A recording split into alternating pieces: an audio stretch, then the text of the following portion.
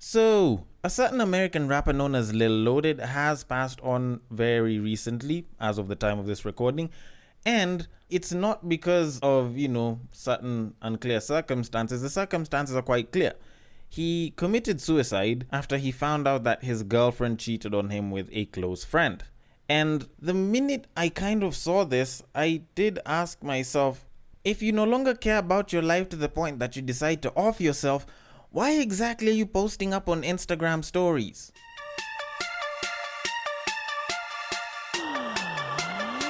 Get ready for the battle of the sexes.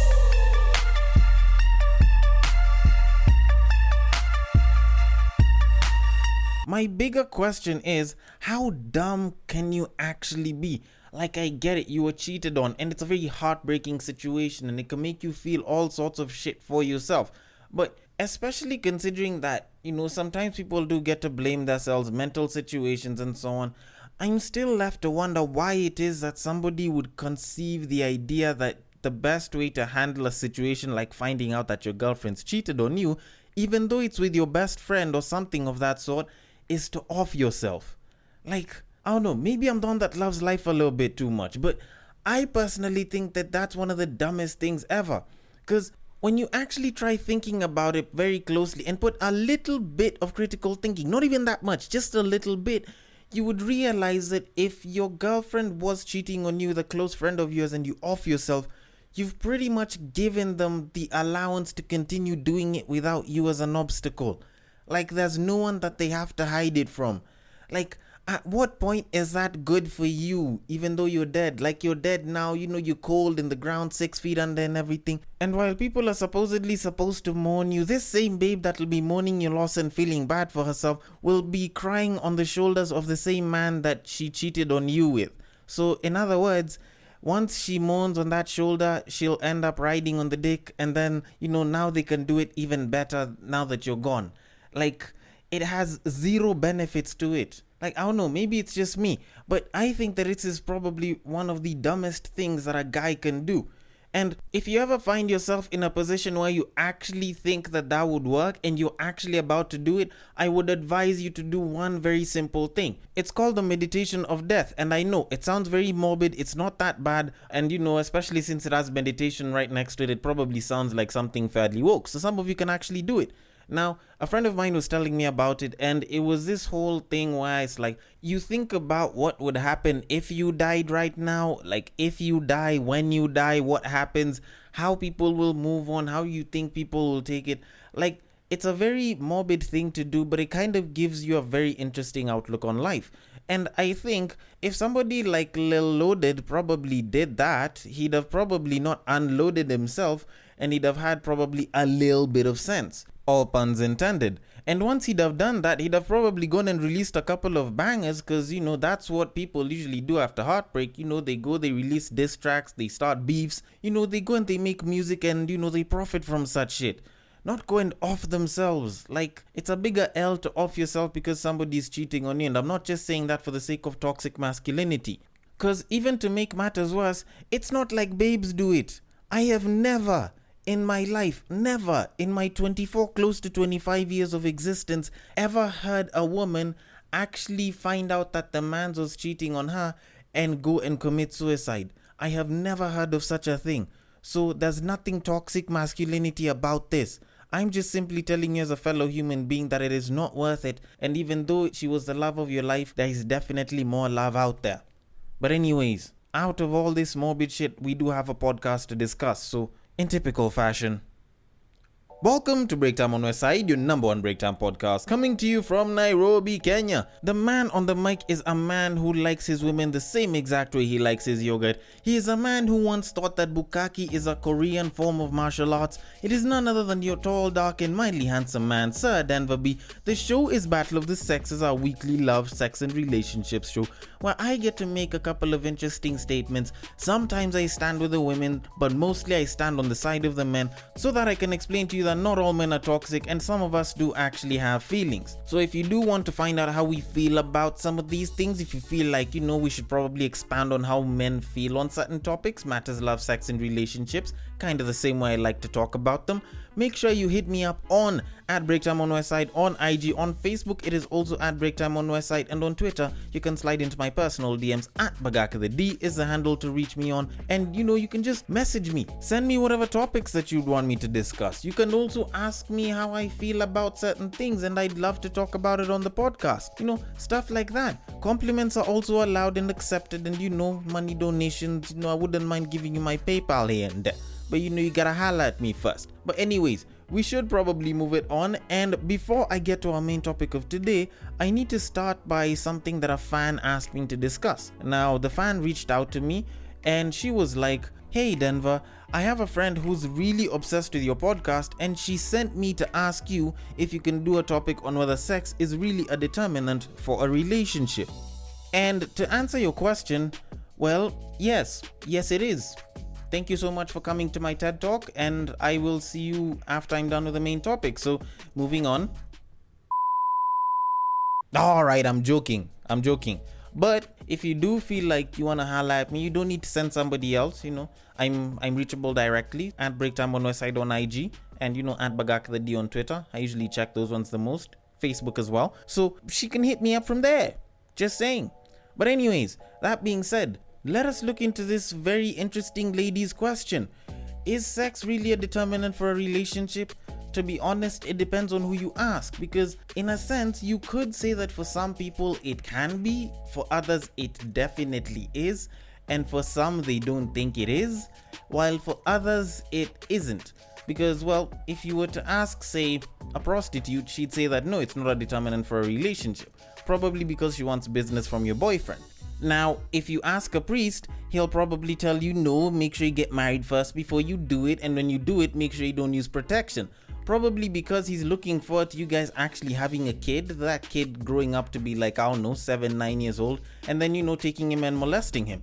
But to be very honest, to be completely honest about this, you can't really look towards other people to actually kind of tell you whether it's a determinant or not a determinant for your personal relationship, because different people have different outlooks on this. And just like I said in the beginning, it's gonna depend on who you ask. So ideally, it's something that you'd have to go and discuss with the person that you're getting into a relationship with, because for some people, sex is a huge determinant.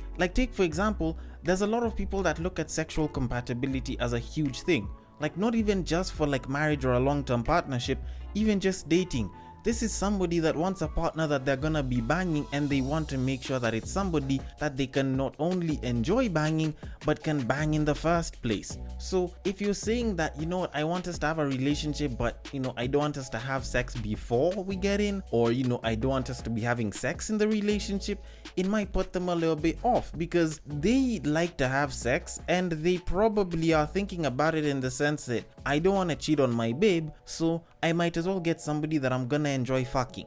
So if I don't manage to get someone that I enjoy fucking, it's gonna make it easier for me to cheat. Because let's not lie to ourselves, people out in these streets are gonna be straight up and they're gonna ask this person, "Yo, does your nigga give it to you as good?" If they say yes or no, it won't really matter to them, because they're just gonna offer to do it better. And the thing is, they might be able to, or they might not be. But either way, if they manage to do it, then your partner's cheated on you. And we don't want that. So to answer your question, is it really a determinant in a relationship? Well, not really. It shouldn't be the main determinant about whether you can get into a relationship or not. But it not being a main determinant doesn't mean that it can't be a deal breaker. Because while some people are okay with not having that much sex or not having sex at all, there's a lot of people that do want to have that sex. And there's a lot of people that not only just want to have sex, but good sex. So if you come through and you're like, no, then it will be a deal breaker for them and they will step out. So just to keep yourself on the safe side of things, instead of jumping in and hoping that this person will kind of soften towards the issue, find out earlier on if they're okay with it. See if they're willing to compromise, if they, want to have a lot more sex, or they want to have, no sex and yet you want to have a lot of sex. and then come to some form of an agreement before you get into that relationship. Because honestly, if you use this whole I like him and we can make it work type shit that people usually say before they get into a relationship, well, be prepared for clowning. And at some point you guys will probably end up fighting about this same shit over and over again, simply because you did not agree on things earlier on. So it's better to find out from the person that you want to get into a relationship with whether sex is a big thing for them, a moderate thing for them, or nothing at all, or even just a small one, and kind of figure out whether you're willing to go into it and possibly compromise, or you'll just have to let the whole thing go and not approach it in the first place. Not unless if you're into relationship drama that comes about from communication issues. And trust me, that shit breeds a lot of other issues besides just the typical communication issues. But anyways, that being said, I hope I have answered your question. Feel free to tell me, if you feel satisfied with the answer or you want me to dive into it a little bit more on the DMs, and I will be ready to come back to it at any given time. So, moving things on. Now, I was on Quora not too long ago and I stumbled upon this very interesting, I don't know if I can call it an article of sorts, that was posted up by somebody known as Obafemi Gerald on Quora, and he was talking about the whole idea of relationship and being in love with a married person yet you're not, i.e. being a side piece. And it was a very interesting article. It was kind of just to promote his ebook and whatever online material he has on this, but I found it to be particularly interesting, so I'm gonna read most of it for you, then I can kind of break down something that I found particularly interesting. So he starts with, I have seen this topic in many forums being discussed heatedly. The scenario is thus: somebody is in love with a married man or woman. The married person is also in love with our man or woman but does not want to give away the marriage. What should be done? And he goes on to say, those who fall in love with a married person get trapped. That is the trap of dishonesty. Such relationships will never be happy. The married person is having dual commitments and is hiding his or her love from his or her spouse. What use is that marriage? Even if the married person wants to have dual commitments, he or she should make it very clear to the spouse. There should be no hide and seek. Once you tell your spouse has to decide about whether the relationship should continue or marriage be broken. Do not be surprised if the spouse in the other relationship decides to continue for the love of his or her partner. As far as the unmarried lover is concerned, he or she should stop seeing the lover unless the married end is sorted out fully. Otherwise, you will again have the guilt of cheating. Such relationships are heartbreaking and need tremendous understanding. Me and my own, that is the principle of life for most of us. It is not uncommon in earlier days, but today the whole idea seems difficult to imagine. Love and relationship are not easy to live with. Our emotions and feelings can bring us pain at any time. Now, this was a very interesting article that I had read. I found it particularly interesting because, it talks about cheating extensively with a married person, something that I have zero experience in, but it did kind of make me look at the whole concept of cheating and how people kind of look at cheating as this one general thing. And honestly, I feel as though it's quite wrong for people to look at it that way. As the rappers usually like to say, there's levels to this shit, So you would probably like to look at cheating in a little bit more than just cheating. That way, it makes it easier to understand why somebody is doing it, why other people are okay with doing it, and why for others, an open relationship or even swinging or doing group sex doesn't exactly solve the problem for them.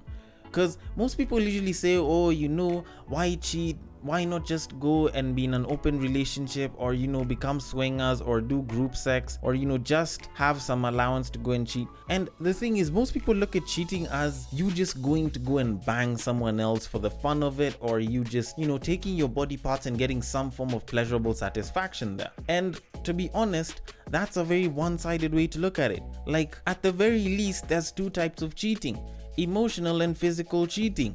Most people like to look at the physical side but ignore the problems that come with the emotional side.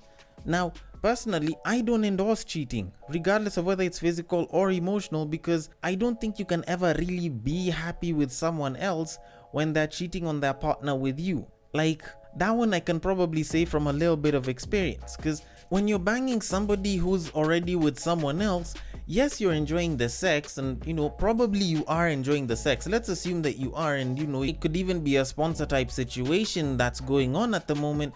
But at the end of the day, this person is still going back to their partner. Like, they're getting done with you and they're still going back to their partner. So yes, you might be getting the best sides of them, but you're not getting all of it. Like, you're literally just getting a piece. And if you're somebody that's there for just the physical side of cheating, then probably it's not that bad for you. But at the end of the day, if somebody comes in and asks you what it is that you're doing, how's your love life going, it's not like you'll be so open to bragging about, banging someone else's wife. Like, you can brag about it with maybe one or two people, but for the most part, people will probably look at you as a sleazeball, or even though they don't look at you as a sleazeball, it's not something that you can talk about for very long. Because at some point, you will still be asked, how come you haven't gotten your own babe? Like, why don't you get your own person? And that's something that you should probably think about, because if you're already banging someone else's person, then maybe the other question that you should be asking yourself is why you haven't gotten somebody to be with, and that person that you're already banging hasn't chosen to be with you and leave that current person. So either way, you're not exactly at a win.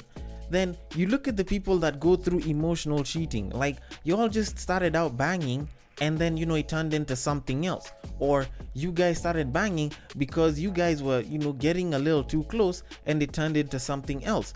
And those are the people that usually tend to do it the worst, because in a sense, if you are looking at somebody and you can clearly see that they are not cheating on a physical level, they're cheating on an emotional level, then at that point there is a house that is on fire, and instead of throwing water to try and save the situation, you are pouring more petrol to that entire fire. And at that point, you have to start asking yourself if you yourself are turning into a part of the problem with that relationship.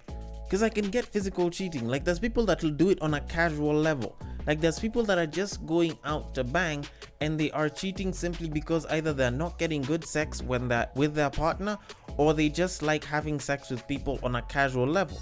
Think of it like having drinks, or going and smoking weed with people. And to the person that's being used to cheat, aka the cheatee in this situation, I wouldn't necessarily blame them, because for them, they're simply a symptom of a bigger issue and not necessarily a part of the problem as a whole. Now, when you look at the people that are in the emotional cheating situation, then they are a part of the problem. Because if this person is finding solace in you, then they're probably not having much love with their partner. Now, they can sort that out a number of different ways. So take, for example, they can go for marriage counseling. If they're married, they can just do general relationship counseling. They can go for therapy. There's probably something that they're not getting past with their partner, and this person is possibly finding it in you or with you, and it's something that they should probably sort out in their marriage or relationship. But instead of helping them sort it out, all you're doing is providing the comfortable cushion and comfortable dick or vagina that this person is using as a fix for their unresolved issues. And the thing is, that's not you. You're not supposed to be the solution to her or his problem. Their issues are supposed to be sorted out between the both of them. If you're going to bring somebody else, bring an arbitrator or a therapist or some shit. But it's not supposed to be you. It's pretty much like calling yourself a therapist, and instead of trying to help the person get off the drugs, you're solving the drugs by giving them other drugs. So like, say, if they're trying to get off of weed, you're giving them Molly. You're not exactly helping them. You're probably even making the situation a hell of a lot worse. So in a sense, maybe you do need to evaluate how this cheating is. Like, you can hear a cheating story, but the question is it physical or is it emotional? Because the failure to understand that each of them is handled differently and has different causes and different solutions, you will end up recycling a problem over and over again because you are unable to find the actual solution. So, in conclusion, let me just say it like this. Cheating is kind of like cheese. Most people think that it's just one big thing, but in reality, there's different forms of it. And if you don't pay attention to it, you might just end up using cheddar cheese for lasagna and using cottage cheese on Parmesan chicken. So if you don't know what you're dealing with, then you're probably going to continue making the same bad moves, giving you bad and bad and bad results. So you should probably pay a little bit more attention to them. But that being said, I want to know your thoughts on this. The DMs are open. At Breaktime on Westside on IG is the place to go. On Facebook, it is also at Breaktime on Westside, and on Twitter, you can slide into my personal DMs at BagakaTheD. I want to know your thoughts on this entire topic, or even just the cheese, because I barely know shit about that. Thank you so much for listening all the way till the end. If you are listening on Castbox, feel free to drop your thoughts and comments below, and I will attend to them accordingly. And I will catch you guys on the next break. Take care.